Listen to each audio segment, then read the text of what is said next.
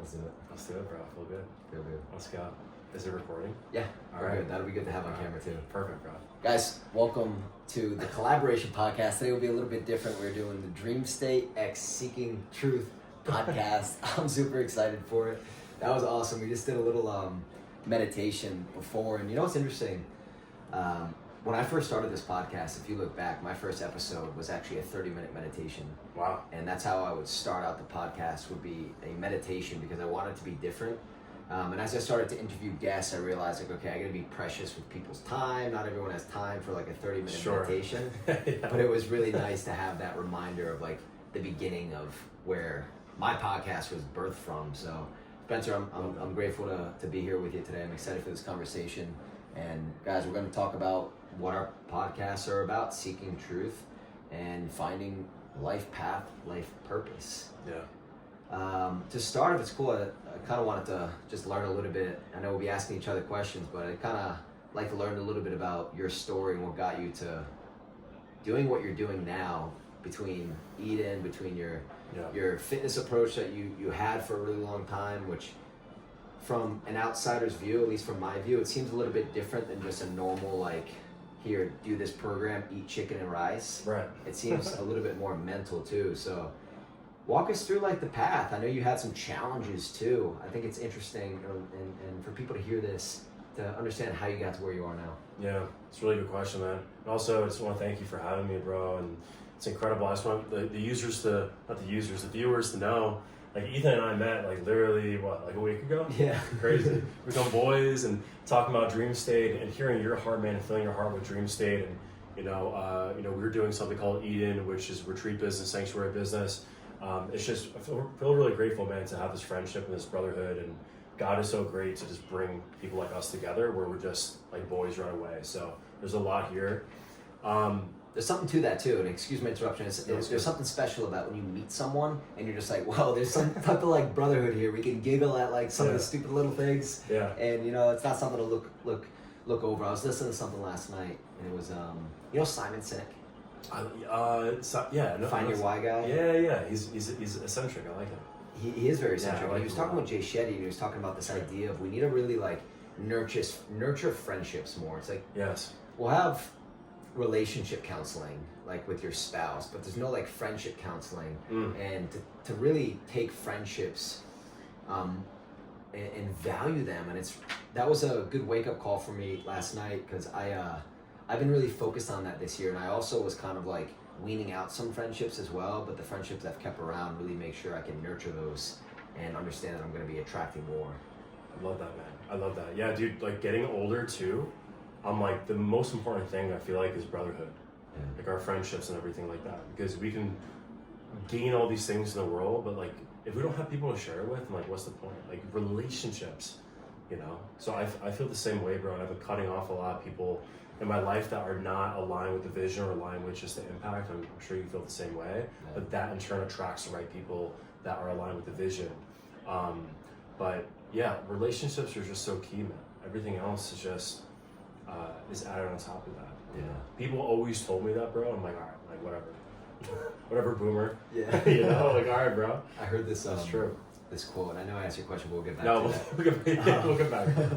I heard this quote a while ago, and I've really stuck with it. Really since I started my sober journey as well, and even before that, but getting sober, you'll really learn about who's a drinking buddy and who's a friend. Yes. And there's this part of a man's journey where his old friends start to kind of judge him and criticize him. It's like, oh, not drinking again, are you, buddy? Don't want to get like a bag in with the boys or what have you. And he hasn't developed himself to attract those new friends yet. So there's that lonely in-between period where you're really working on yourself and you're developing yourself. Yes. And you're rejecting this temptation to go back to your old friends, but you're still not at the level yet that these new friends that are way up here, this frequency that you're building up on, because it's not like you just turn the radio station from 92.3 that's real staticky where your old friends are at to 101.5 that's clear and has the best music ever. I wish it was that easy. Right, wish, but no, there's a development that needs to put to so good. Can you relate It's to a that? good word. Yeah, 100%. It's such a good word. Really appreciate you expressing that and sharing that, man, because it's true. Like there's growing pains with it, and especially with the sobriety journey. I mean, why don't we just flow there? Let's just see where it goes. Yeah, That's where it's going. Maybe this could help a lot of the viewers as well. But the sobriety journey is so interesting because when we're drinking, when we're doing all these things, when we're numbing ourselves, especially as you know too, with alcohol specifically, you know, we're not drinking vodka, right? There's no vodka. this A little shot in your tupac. yeah, exactly. It's clear wine, not it's water. It's Colombian water. By the way, this isn't sponsored by BioHa. If you want a BioHa, this is like a BioHa.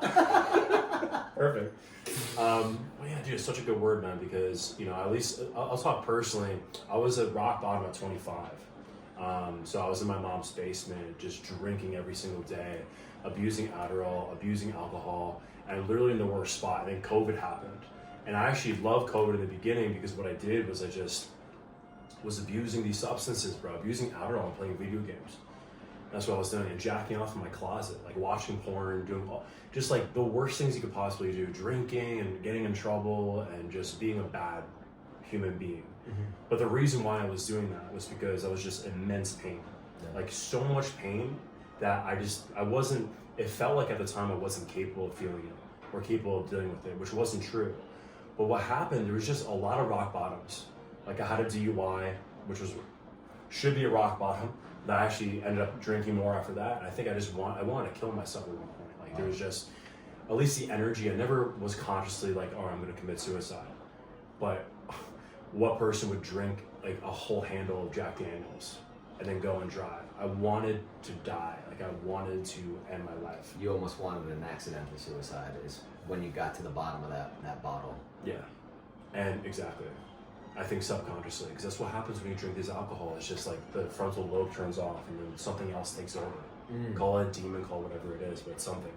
But then God, like I really believe God has his hand on me, like humbly, because there was a red light camera during this time where I was just going like 60, 70, bro, definitely suicidal or something. And I got this ticket for a red light. And then I looked at the ticket and there was like a video, right? Oh shit! And I looked at the time and the date. I'm like, that's when I drove. So I went online. I checked out this video, and you see this light, right? And you see it from the other person's perspective. So it was red because they were waiting. There was someone waiting here at the crossroads. It was red, yellow, and then green. They start moving forward, and then you see my ass just going like so fast, bro. And I swear, I wish I still had the video, bro. An inch away from hitting the driver's side of this person's car, I would have killed that person, 100,000,000%. If I left my house a second later, or I decided to take another sip of alcohol, we wouldn't be talking today. I would be in jail, or something worse.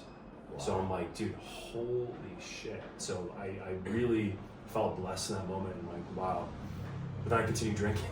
Yeah. I was like, yo, this is. But then at some point, I'm like, something really needs to change, and then I got sober. And so full circle, the sobriety is so key, because once you remove that numbing agent, especially for us men, that all that shit pops up. Well, for anybody, but I think for men, we suppress it a lot more, and all these arrows pop up. It's like, shit, I'm so insecure. I can't even talk to a woman.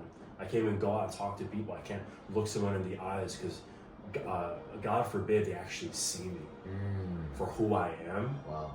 And I'm like, let me just put on a mask and numb myself because I can't look at myself in the face. So long trajectory, bro, of all these emotions popping up, all this trauma that eventually led to where I'm at now, which I'm not perfect, still doing the work, as you know, but quite a healing journey. And now what we do, I think we really align on this in heart-centered approach, is helping others do the same. Yeah.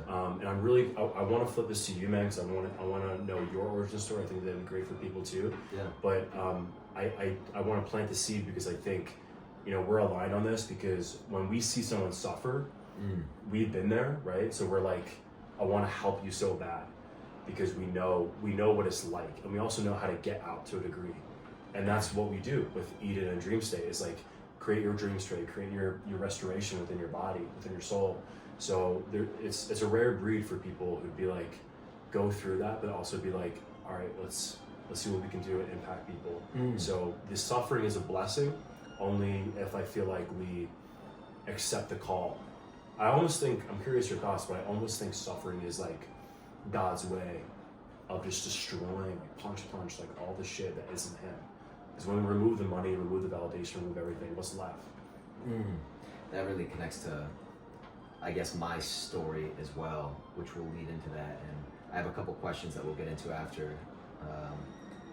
But my story is a little bit different, and I kind of want to utilize the alcohol as well here since we're on this and talk about my journey with that, because whether we view it as alcohol or something, what I've learned, at least for me, is that alcohol was the cure. The problem was within me, and I was utilizing that as a cure. So the addiction wasn't through alcohol, it was actually just one of my chosen cures.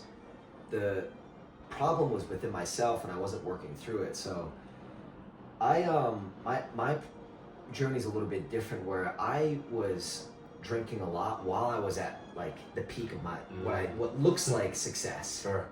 So when I was 22 years old, 23 years old, I took a 4-month trip to Southeast Asia.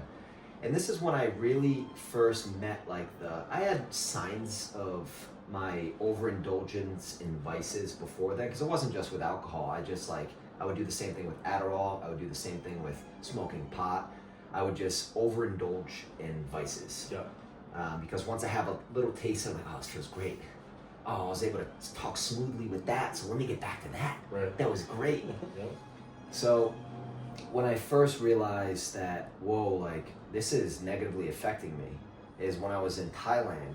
I was living the dream of any 22-year-old kid. I was a backpacker. I was going through Thailand, Laos, Vietnam, Cambodia. Wow. I was with a good friend of mine. And although it seemed like I'm having the best time of my life, I was really in a lot of pain.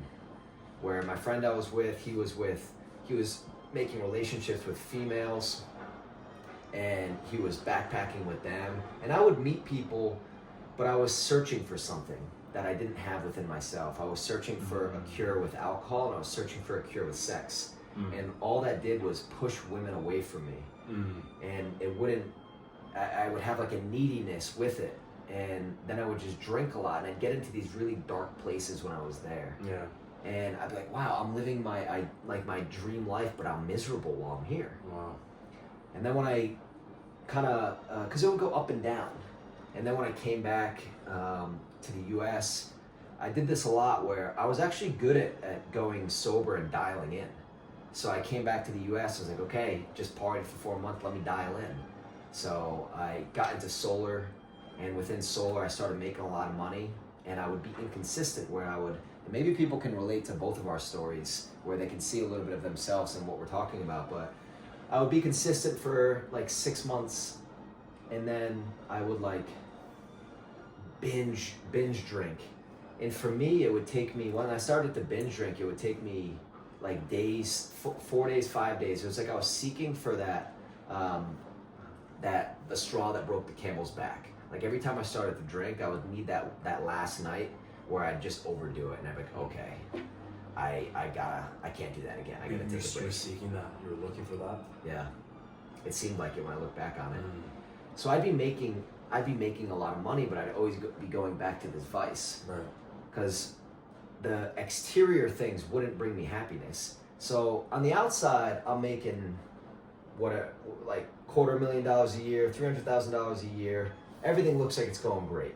Eating at fine dining restaurants all the time, it looks great, but the man that I'm sleeping with, which is me, I wasn't happy with that guy. And I was getting a little bit out of shape. So it kind of came down to the point of me realizing that through times of taking a break, whether I would do 90 days or 120 days away from alcohol, that's when I had the best relationship with myself. That's when I had the most genuine success in my life, meaning I could be drinking a lot, my business success could be here, but all my other areas would be down here. Right. It'd be in the red. Right. But when I would get these vices out of my life, everything would maybe not go up as drastically like one thing, but everything would kind of go up together. But then I'd do that for 90 days and have all the success, and then I'd go back to bad habits and things would drop down. So I was like, you know what? What if I did a year off of this? And in that year is when a lot of like dark nights of the soul came up, and a lot of these things that once you're past that 180 day mark of whoa, like I'm uncomfortable. These neural networks are used to going towards a vice right now, and not used to taking this head on. But that's when the new neural networks are being born and being rewired. And I've been learning a real lot about in that rewiring process. And I even see myself as the guy that doesn't drink now. It's like an identity shift. You see yourself as the guy that doesn't drink. Exactly.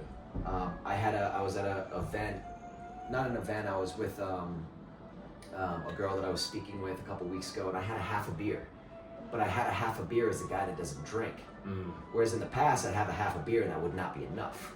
I would need like, but now I'm just having a half a beer because I want to enjoy this moment with these people. And that's kind of what I've always wanted, is to be able to have a beer with people and not let it control me. And that was a big win for me. So it's understanding that these vices were a cure for me, and they were not letting me work through things that was preventing me to know my true self. And that was really challenging. Dude, so beautiful, man. Just the way you articulated that. Thank you for sharing, man. Yeah, igualmente. And yeah, man, igualmente. Should just be in Spanish, bro? But yeah, man, dude, congratulations on completing a year and you making that aware choice to go ahead and do that. Because a lot of people don't have that awareness or that consciousness. Because a lot of people they go to rock bottom and then, or they get into UI and something else happens, bro. So it's like you need to stop or intervention. So I want to really commend you for that, honor you for that, because I know how hard it is. Because I'm sure that was bringing you some semblance, and I know you use the word cure. Would you say it is kind of like a cure or like or kicking the can down the road sort of thing, or did it help you in that sense? Or was it cure? Like the alcohol? Yeah. Maybe cure wasn't the right word, but it was like a Band-Aid. Yeah.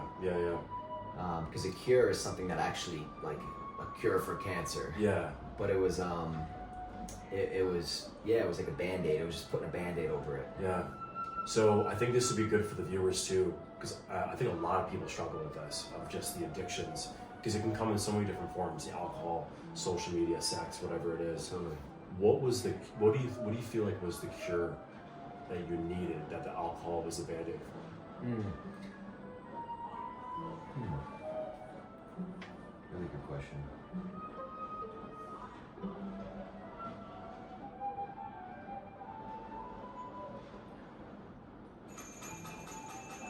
First thing that comes to mind is slowing down. There's this quote that I really like, and it's that God is in the pause. Love that, bro. Let's go. And when I really just started to slow down and get into myself and not rush to the next goal or to the next season of life. I have a habit, I've had a habit in the past, I've really gotten a lot better with this over the years, but I had a habit of just like grinding it out so hard and getting to the next thing that brings me like a high level of dopamine. It's so good, dude. I think like that is so like gold, because I think we're all feeling that right now, right? I know I am, and like I literally talked to a friend about this yesterday. He's like, he just moved to Costa Rica, was planning it for such a long time, and he got there and he loves it, but then his friends aren't there. Yeah, there's something missing. But then when he had his friends, Costa Rica was missing. And I think this is something that we all relate to. I relate to it so much, dude. Like, I traveled so much last year too, and just everywhere we go, there we are. and there's always more things to do. And I know you and I have these like such big visions, and it's like we want it done now almost. At least I feel that. Do you feel that sometimes? Like, Yeah, of course. Like we can snap the fingers like Rappy though. Yeah. Like just Rappy the Rappy the dream. Yeah, Eden. It should be on the dojos. Yeah. Dream state Rappy, like man, you know. Eventually AI maybe will do that, but you know, I think that's the biggest thing. I love that you said that, man. Slowing down, and I really have been prioritizing that since being in Medellin, because I've noticed my mind complaining just about just things. Like, oh, it's not as convenient as America, or oh, I have so many things to do. And then I get to the end of the day, and I'm like, I was really productive, but I wasn't like present, dude. And like on those days where I was really productive, but I wasn't present. Like it makes me sad, because I'm like, is this the life that I want or we want? And so like recently, like honestly, the past week, I'm just like really slowing down, reducing the caffeine as much as possible, pausing, connecting with people like yourself and other brothers who are just building something, the heart center of approach. I'm like, this is life. And I think that requires faith, because it's like, then we let go control a little bit. And that gets into the question of God, and just, are we trusting a higher power? Because if we don't trust a higher power, we have to feel like we have to control everything. And I'm curious your thoughts on that. Like, what have you found within dream state so far in terms of God in relation to dream state? Or what, we can even start with what is dream state, so people... I kind of want to go back a little bit on what you're talking about and connect to the rushing through life. Yeah. And I know a lot of people can relate to this, and this is one thing that I feel I've been good at for like maybe the past 2.5 years, where I've accepted, I've really learned to accept things as they are, and utilize life as a dance. So we talked about this before. The way you explained it was awesome, man. We're on a mountain. He's like, yo, it's just a dance, bro. I'm like, this is my human vision. So I like to view life as a dance, and in a dance, you're not rushing to finish the song. You're enjoying each part of the dance. If you step over your own feet or your partner's feet, you don't stop and say, oh, dang it, and get upset and quit the dance. No, you make up for it, and you continue the flow, and you get back into rhythm, and you appreciate the failures so you can learn from it. And you don't rush to be the best dancer ever. And we as human beings, we have an anchoring to want to be wealthy, to want to have a six-pack, to want to have our ideal relationship, to want to have everything right now. And that's a dangerous game to play, because, well, what happens if you don't get it right now? Right. What are you going to lose? Right. You're going to lose faith.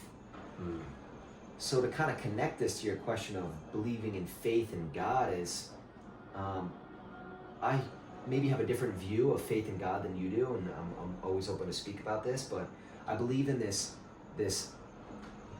metaphor for a belief in God, and I don't see it as a man that's sitting in the sky and looking down at us, but I believe it as an energy that is within all of us, that is floating through everybody, and I believe we're all connected on this plane. So if I see someone who's homeless, I see divinity within them. I see myself in them. I see God within them.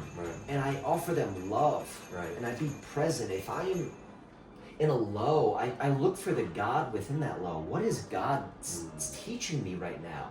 What am I trying to learn from this experience? What is He showing me? This almighty energy, this powerful energy. If I am in a season of my life where I'm learning a lot, and maybe money, we'll use money as an example, isn't coming in that well, and I start to stress out, I just go right back to faith. I have this is my notebook here. I have an affirmation that I say everything, and it's everything always works out for me and brings me closer and closer to my goals, dreams, and desires. And then below that, I say I see God in everyone, and I let God work through me. So when I'm saying this every day and things aren't going for me, I come back to these mantras and my belief and my faith. Because if things do hit the low and the fan again, and I start to want to grind 13 hours a day on something that doesn't actually feel good within my soul, because it's going to give me some exterior validation, or it's going to appease my ego, Well, I start to just ask the questions why. I feel like I was always good, even when I was in business and I was in sales and I was grinding a lot. I never neglected soul expression. It's something that's always been. Were you like that as a kid? Were you very playful and kind of connected? Were you sensitive? Very, yeah. Yeah, me too. Yeah. Does that kind of answer the question? And I want to hear your perspective. I honestly as well. forgot the question, to be honest. But it did. That was great. Yeah, it kind of went on a riff. No, it's great, dude. I align with that to a large. I agree with everything that you said. I agree with everything that you said. I think it's a very mysterious thing that we've talked about many times, and I know that God is within everybody. Like, so right now, like, we're having this podcast and everybody listening or watching, it's one instance of it's a single source of consciousness that's within each other. And so we're looking at each other. You've had your experiences, right? You've had your memories, you've had your pains, you've had your triumphs, you have your failures. I've had my own pains, my own triumphs, my own failures. But when we're like looking at each other and we can see ourselves, like that's empathy, and that's really feeling, and that's love. You know what I mean? Yeah. And it's so easy to be like the illusion of separation, to be like we're separate. Yeah. But we're not. And maybe we can come to that realization through medicine. Like mushrooms, to be honest, like has been really, really powerful for me. And I know, like I believe in Jesus. I know a lot of modern Christians, when I mention mushrooms, they'd be like, don't do that. But that's been a huge part of my journey, really healing for me. But one of the major things with the mushrooms themselves in that journey is like, I felt, maybe we'll get into this, like our journeys, if you're open to that. Yeah, I did want to, when you were just speaking about like the connection, I don't know, I got like chills within me. I felt it, yeah, I saw it, yeah, turn on a little bit. Yeah, it was just, it's really beautiful. And have you always been able to like feel that connection and bring that connection within friends and people that you feel close with? Or is this something that has kind of been, because I feel like that's a God energy, that's a divinity energy that you can experience with other people. And it's unfortunately rare. I believe that we have that, and I believe that's beautiful, but have you always experienced that throughout your life? Yeah, it's a really good question, bro. When I was a kid, I was super sensitive. Like, I felt everything. Like everything, and it was just really raw. And for example, I remember when someone was like bullied in front of me, that literally hurt. I'm like, yo, don't do that. Did you feel the same way? like, yo, don't do that shit, man. I don't know why that's bad, but like, don't do that, man. Yeah, I was like the hero. Yeah, I was the jock that smoked a bunch of weed, but still stuck up for the geeks. Oh, dude, we need people like you, bro. I wasn't even the jock. I was just the funny guy, but that's great. We need warriors like you out there. But yeah, man, I definitely, was really tapped in and felt people intensely. But then, the other side of that is too much for the world. I was feeling so much anxiety. And this goes into just a lot of family dynamics of lack of safety within my family, just in general. And that led to like a huge journey of just trying to return back to that kid in a way of like tapping into that energy. I was on antidepressants for like 10 years. Were you really? Oh yeah, I didn't tell you that. You told me a little bit. I don't know about 10 years though. Dude, like probably more. So when I was 8, psilocybin has helped with that. So tremendous, dude. Like it's a godsend, bro. It's a godsend. It's helped me physically heal my brain from that poison, bro. I mean, I believe for me as well. I was on Adderall all throughout. I think middle school and high school and after high school. Oh shit. And I would I remember one time, bro, I was in the bathroom, and you know how Adderall kind of shrinks your pee deal?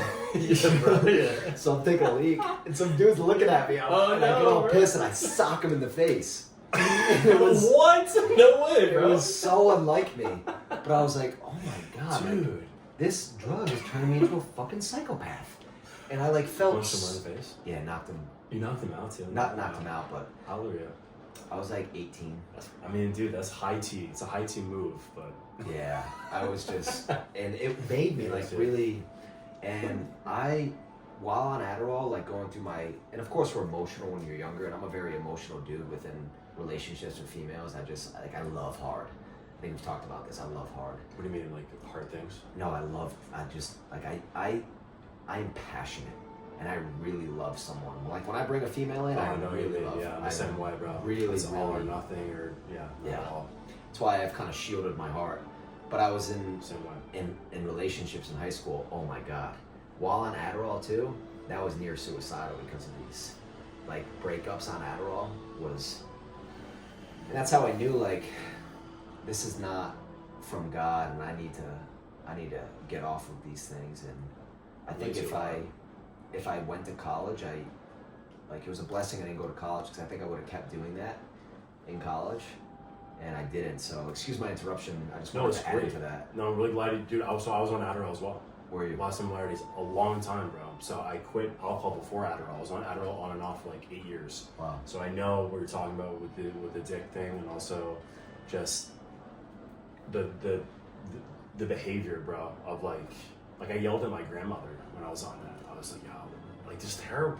Just not. It's not of God, you know. Yeah, I would freak out on my mom. Yeah, it would be me and my mom too. And I'd feel all depressed after too. Like, why Yeah. did I do that? Dude, it's like such a weird energy, a weird drug. Yeah.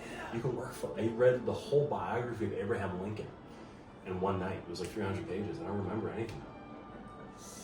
Wow. Yeah, bro. So I relate tremendously. But where were we with that? So the Let's move sensitivity. into if we could. You were kind of tapping on this. We were going to talk a little bit about, and I think this would be kind of cool to move from. Okay, so we had these drugs that were not from God. These manufactured human drugs, Adderall, anxiety, and these type of lithium or whatever the heck it was. Yeah. And that was messing up our neural networks. I have researched and believe that psilocybin and these type of like ayahuasca. I actually did a video last night. Check it out, guys, on the YouTube channel. Check it out. About my recap of DMT. Oh shit. Really cool video, and it was fun to talk about. And the rewiring of neural networks in a positive way. Do you feel like with your, because you've done some heroic doses with psilocybin as Major well. heroic doses. Do you feel as if there was almost some rewiring like that happened positively after these experiences, or can you elaborate on that? Yeah, mushrooms, I think, so right under God, mushrooms has been, and then meditation. So God, number 1, mushrooms, number 2, and then meditation, number 3. Mushrooms is number 2. So completely transformed my entire life. When I got off the antidepressants, I was completely just fucked, bro. Like no confidence, no serotonin. Like my brain wasn't producing the serotonin that I needed. And I felt that with people, no dopamine, and I had no sexual energy too, because I was in fight or flight. And we know how important that is. Like with men, if we don't have sexual energy, we don't have life. Yeah. Like literally, it's so important to always just feel on fire. If we don't have that, then we're not in it. We're not in the game. And so mushrooms like reset that for me. It's super weird. It's a nuke. And I think if somebody like myself, because I suffer from OCD as well, obsessive compulsive disorder, creates like, so on a neurological level, creates these really intense groups that these poor people can't get out of. And so you're going to therapists, you're going to these different modalities, and they're like, try CBT and try these different things. And it's almost like they're in a hole, and this is what I felt, bro. I was just like, I can't get out, man. Like I need Jesus, I need someone's hand to pull me out. And I took mushrooms, and that kind of nuked everything. And I felt God viscerally for the first time. And I also felt my mother's pain, my father's pain, like generational trauma that I was carrying. And I think that's what we all do. We just carry emotional trauma from our families unconsciously until within every 7 generations there's the alchemist. You heard about that? Every 7 generations, apparently, there's an alchemist that comes to a family's lifeline. Someone who's strong enough to really feel what needs to be felt. Otherwise, like, you know, Do you believe you're the alchemist? What's that? Do you believe you're the alchemist? 100%. Oh, absolutely. You're the alchemist, dude. Yeah, I know. Absolutely. 100%. And you can tell when someone is, because you're like, I want to heal, and I also want to help people. So using these things, my truth, my story, is I found Jesus through mushrooms. Like that's literally my story. So one of the first times I took it, and a lot of Christians might turn off right now, which is fine. But It's your story. It's my story, and I'm with Christ. I'm with God. And it's peace. And so that's all that matters. And I hope this inspires at least one person. Obviously, do this responsibly, but Yeah. But yeah, I took it and I said his name and I just fell to my knees and like, wow, this is incredible. And I had a Bible on my side stand and God was like, go look in the Bible. And I looked at the Bible, I was like, turn this page. And I turned to a specific page and it talked about worshiping other gods, right? And I was Jewish at the time. So I'm like, interesting, kind of, right? Could be a coincidence, as always. The mind's like this coincidence. I closed the book and then he's like, and I was high on mushrooms. He's like, go and turn it open again, and it's gonna be the same page. And I'm like, all right, if this is the same page, and I looked, like there wasn't like any nicks or crannies, so like that I'll fully believe. And it was the same page, so I fall on my knees. I'm like, all right, there's something here. So I was high on mushrooms, and I got sober, so I'm like, maybe that's not real or whatever. But I started going down this path of just going to church and asking questions and started reading the New Testament and like really viscerally feeling Christ within me, viscerally feeling the Holy Spirit within me. And then over the course of using mushrooms responsibly, it could, it's like microdosing sometimes, a couple macros of just really tapping in. Something divine started happening when I got off the antidepressants, which has been recent. It's like 10 months. Wow. Really recent. Really, I feel, to be honest, really raw right now. Like you met me at a raw time because I'm learning how to not be like on these numbing drugs, you know what I mean? But since that 10 months and since diving into God and praying to God and connecting with God, something divine has been happening where I used to have really bad self-critical thoughts, like really bad, dude. Like if I made a mistake and like, let's say we're hanging out and I made a mistake, and to be honest, a lot of it was like with women, like, oh, you're not cool, like you didn't say a cool thing, or like you messed up. Like, but it would be so loud, like I would hurt. That's, you're so mean, fuck. And I would like literally, I would have to go home because it would just shake my whole nervous system. Wow. And I would get Wow, like, for example, like while you're with the woman? Could be, yeah, when I'm with a woman or it could be anything. It could just be like, even just our conversations too, like maybe there's something I said, I'm like, oh, like I wish I didn't say that. Or, basically like if I make a mistake or like I'm ordering food, a lot of it was just anxiety. Like I'm ordering food, I'm like, you said that weird. It was like a self-critical thinking pattern.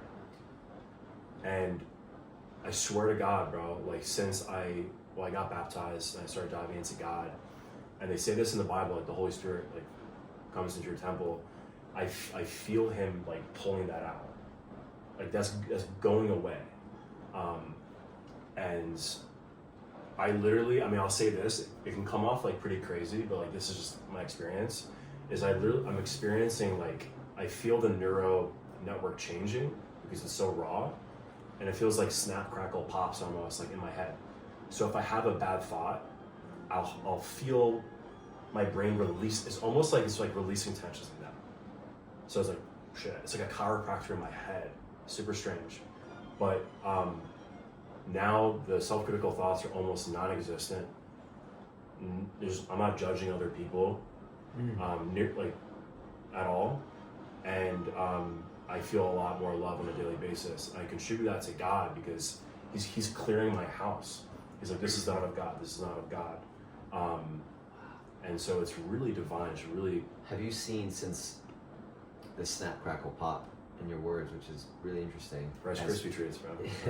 has started to show up. Have you seen the positive effects of that in your life, and how so? Oh, dude, it's just like this.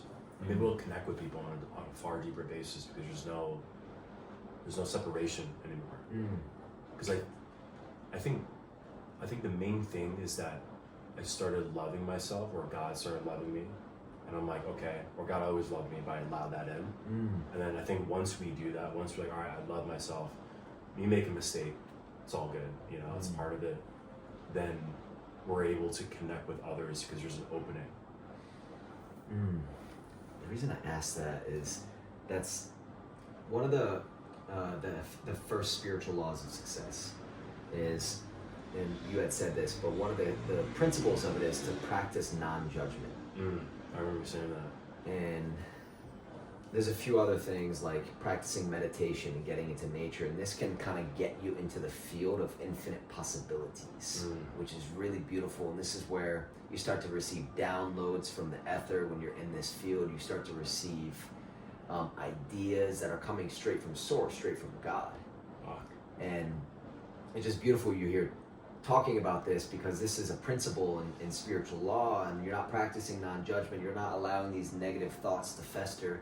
For the listeners, how, for me too, when these negative thoughts used to come up, what is like because you said they still kind of show up a little bit, but there's like this snap, crackle, pop that happens.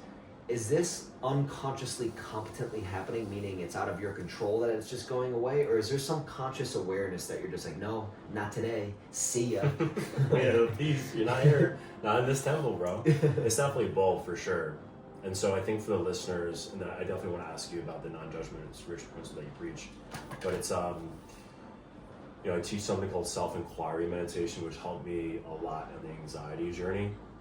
All our thoughts in our minds are just describing something. It's always other. Like, it's always like, it can have a description of you. Like, okay, Ethan's wearing like a green shirt, beard, green eyes, dope guy, or like the description is. But that can never actually experience you or anything or life.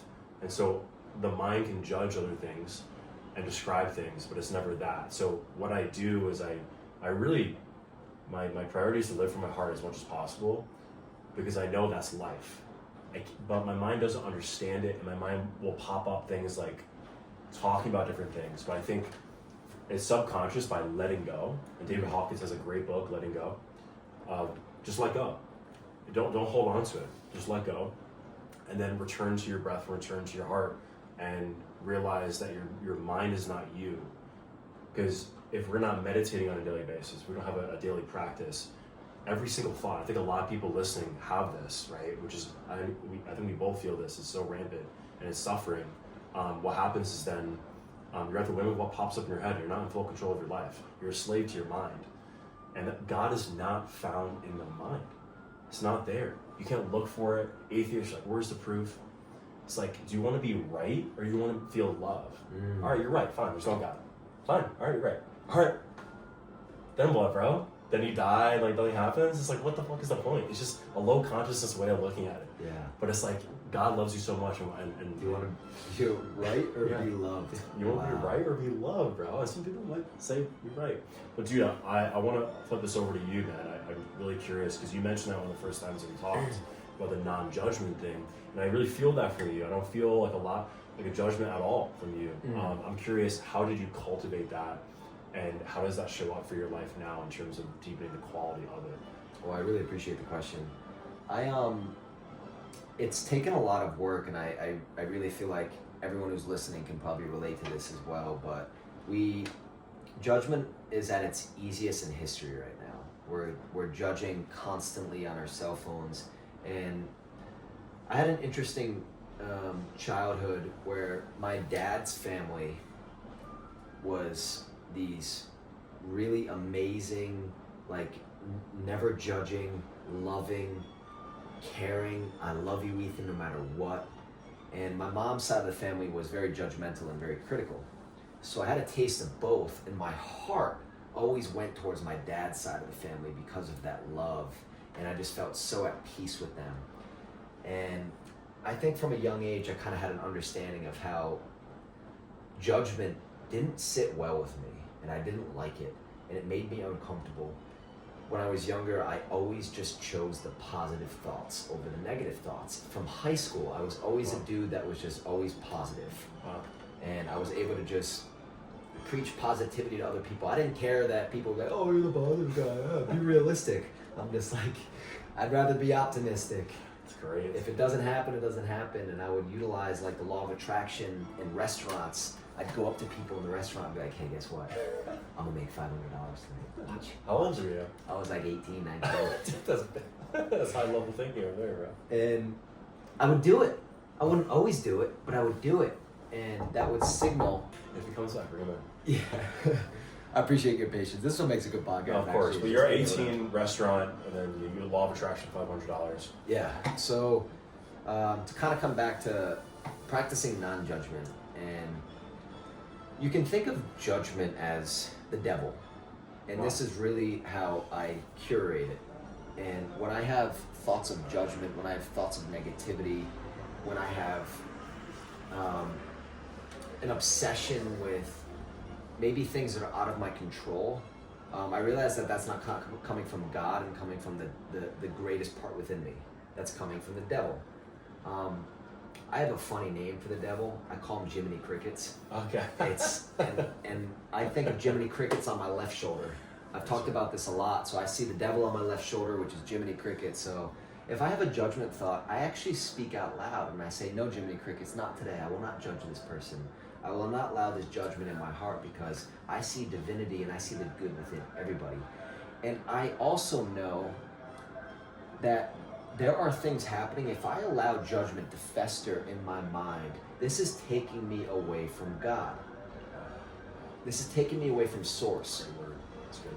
I am blessed that my life is awesome and my life is easy. But it's because I am aware of the things that make my life awesome and easy. And I do not allow judgment. I do not allow fear into my mind. Of course it's there, but I speak to it and I say, no, not today. I won't allow you, because if we think about the field of pure potentiality, the first law of the spiritual laws of success. So the field of pure potentiality states that today I must judge nothing that occurs. And I must spend time in silence and prayer and meditation, and I must be in commune with nature. What is the law? What is this law? The law of pure potentiality. And so is this for people, just for context, pure potentiality means like what's possible? Your purest potential as a human being, you in your purest form. So that requires no judgment. No judgment. It's a powerful Also, word. the purest spiritual form requires no judgment. It's a powerful word. And that is the introduction to enter the field. Now, when I just said that my life is awesome and it's easy, that is a truth. Everything always works out for me. Just yesterday, I manifested $2,000 because I needed it. But it's easy for me now. It's so easy for me to practice the law. But I essentially was just like, first have faith and trust. So identify what it is that I want. Okay, I need this $2,000 for this. And then I detach from it. And then I trust. So, hey, I really need $2,000, God. 2 cases. Write it down. So it's just like, and then I get clear on what it is that you want. You attach the emotion to it, and then you release attachment to it, and then you trust that it'll come. But to be at this Jedi level, I just like using this word, to be at this Jedi level of attraction, you need to do all the other steps. You need to practice non-judgment. You need to spend time in commune with nature. You need to spend time in silence and prayer and meditation. Because if you're attracting, you have to be at a frequency. You can't be too above the frequency or too low the frequency. You have to be at the frequency of what you are attracting is at. So to get to that frequency, you have to be aware of how to get there. And the field of pure potentiality is one of the easier ways. I had many other ways of tapping into frequency, but that's one of the easiest ways that we can all do today. That's really, really powerful, man. That's great. Wow. So for people listening, if they wanted to manifest, let's say 2K specifically, right? So you would say do the pure potentiality. So say meditation, prayer, making sure there's no judgment whatsoever. Think about the thing. Tanaka. Estás? ¿Want to be on our podcast? Listo. Sí. ¿Cómo se llama? Elmer. Evan. Evan, Mucho ¿Cómo gusto. yo soy Spencer. Elmer Zapata. Para servirle. Yo soy el encargado del edificio para lo que necesite. Ok. Listo. Gracias. Listo. Quiero que Edgar. Elmer. ¿Tu nombre? Evan? Elmer. Oh, ok. Que teníamos un problemita con el ascensor y necesitaba verificar todas las... Ok. Jorge, ¿se está bien? Sí, Ok. ya. Listo. Oh, good. No, he's good. How much time do we have, brother? We gotta get wrapping up. We're gonna wrap it up. All right. So how can people find you? So Ethan Try X, so ETHANTRYX is my Instagram. You can also find me at Ethan Dream State on YouTube, and then Dream State Living is the social channel, and you as well. But also, what we need to do we need to go back to back, and we just need to film like another episode, Yeah. like next week. I think So, the viewers look forward really to like that. this. Yeah, I really think our conversations, and we have these conversations, like people, we hope it provides value for people, right? Like that's like really our heart-centered approach is like people relate and can start changing their life, entering dream state, entering Eden within themselves. So for sure. You can find me. I'm on Spencer Dillon, SpencerDylan. YouTube is Spencer Dillon CEO. And we have a company called the Eden Project, which is full restoration of your body, mind, and soul. Complete alignment, helping you with your fitness, while also making sure you're not out of balance, and we're helping your spirit, helping your mind, so you're in symmetry with God. This is not the end. This is just the beginning. We're thinking of having Eden Extreme State retreats so we can serve as many people as possible and do this in person. Yeah. I think there's a lot of healing that we can help people with. I agree. Cool. Awesome, bro. I love, brother. Let's go. Woo, let's go. Save this. Bye, guys.